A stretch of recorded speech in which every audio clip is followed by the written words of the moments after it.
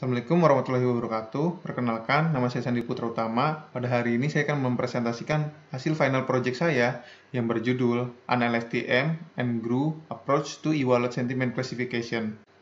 Perkembangan teknologi yang semakin pesat membawa pada aktivitas kita yang semakin efektif dan efisien. Transaksi pun jadi lebih mudah dengan adanya aplikasi e-wallet. Dari banyaknya produk e-wallet, saya mengambil studi kasus berupa produk OVO dan Dana. Di samping itu, pelayanan yang tidak memuaskan akan mengakibatkan pelanggan menuliskan keluhannya pada kolom komentar. Nah, pada kasus ini, saya mencoba mengambil sampel data menggunakan teknik web scraping pada kedua e-wallet tersebut, dari 16 Juni sampai dengan 11 September 2021, dan mencoba melakukan kompetitif analisis berdasarkan rating dan jumlah sentimen baik netral, positif, maupun negatif, lalu membuat model algoritma LSTM dan GRU guna memprediksi sentimen pengguna jika ada komentar barunya. Value yang didapat dari model ini antara lain mempercepat improvement aplikasi karena penilaian sentimen berdasarkan isi konteks kalimat lebih akurat daripada hanya berdasarkan ratingnya saja. Karena behavior pengguna di Indonesia banyaknya memberikan isi review yang tidak sesuai dengan rating yang diberikan. Di sini terdapat contoh komentar yang memiliki sentimen cukup negatif, namun memiliki skor bintang yang cukup tinggi. Hal ini akan menjadi sangat ambigu jika kita menilai komentarnya hanya berdasarkan rating yang diberikan. Maka dari itu, saya akan mencoba mengkalkulasikan sentimennya berdasarkan isi konten tersebut. Untuk tahapan pada proyek ini, tahapan pertamanya, saya akan melakukan data gathering. Data yang saya ambil menggunakan metode web scrape dengan tools Google Play Scraper. Dan data yang berhasil diambil dari kedua aplikasi ini adalah review ID, username, user image, konten, score, thumbs up count, reviews created version, add, reply content, reply add, app ID. Yang deskripsinya bisa dilihat di bawah sini. Pada tahapan selanjutnya, saya melakukan data cleansing, yang dimana data cleansing itu terdiri dari drop missing value, drop duplicate data, text cleansing menggunakan regex, normalization, merubah kata slang menjadi formal, stop word, dan stemming.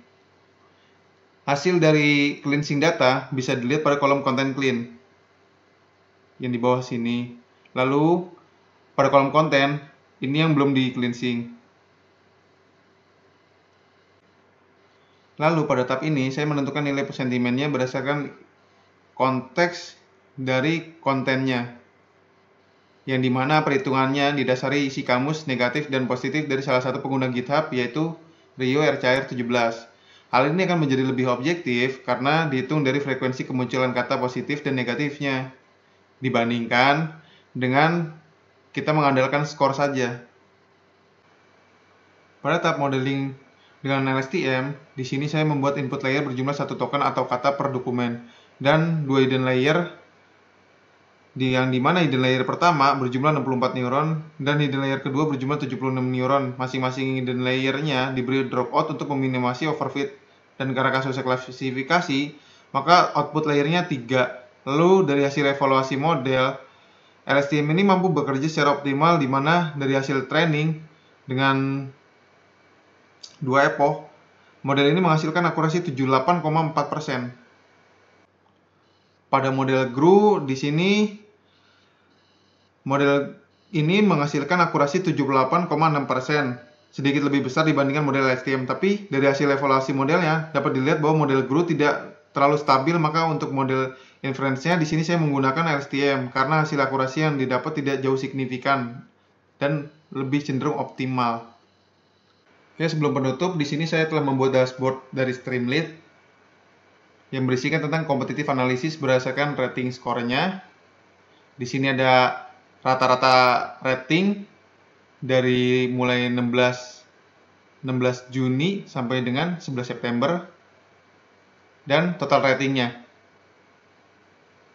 Lalu ada juga kompetitif analisis berdasarkan sentimen skornya, yang jika di slide bar di sini 41% yang dimiliki oleh OVO. Lalu ketika diganti sentimen positifnya, Dana lebih tinggi 3% dibandingkan OVO.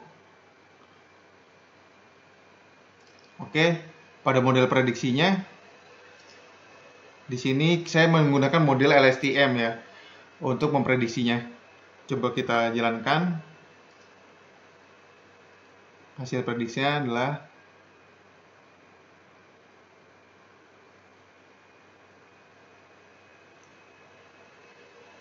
review negatif. Oke, cukup sekian presentasi dari saya. Kurang lebihnya mohon maaf. Jika ada pertanyaan, silakan ditanyakan. Terima kasih.